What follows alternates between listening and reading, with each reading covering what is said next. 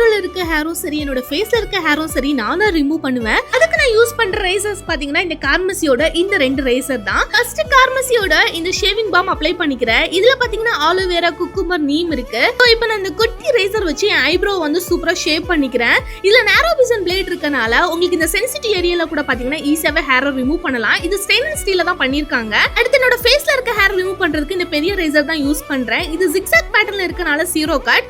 45 டிகிரில புடிச்சு தான் பாத்தீங்கன்னா நீங்க ஷேவே பண்ணனும். எவ்வளவு ஹேர் வருது பாருங்க.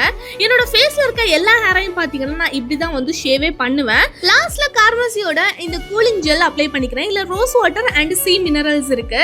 சோ இது வந்து நம்ம ஷேவ் பண்ணதுக்கு அப்புறமா ஃபேஸ்ல வந்து நீங்க அப்ளை பண்ணும்போது அந்த இடம் எரியாது, ரொம்பவே கூலிங்கா சில்லா இருக்கும்.